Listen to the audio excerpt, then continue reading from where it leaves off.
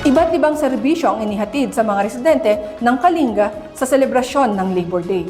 Bukod sa job fair, kabilang din sa binuksan ang one-stop shop government services at kadiwa ng Pangulo. Nagbabalik si Irene Siknao.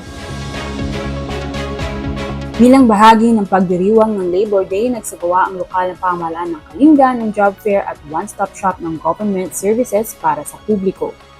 We are having the job fair with 6 employers who participated, and meron din tayong one-stop shop for government services. We have the PSA, the PhilHealth, EBIG, SSS, DIR.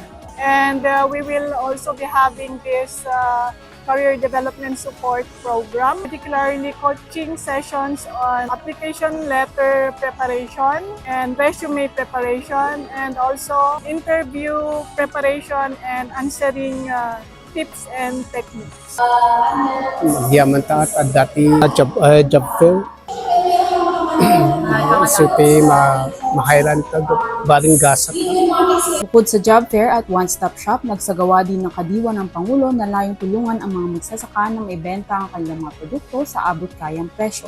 No, may kami dito kadiwa, amin nga lako mi handamot na masuportaran kami met dagiti nga lako. Irene Siknao mula sa PIA Kalinga para sa PIA News Cordillera.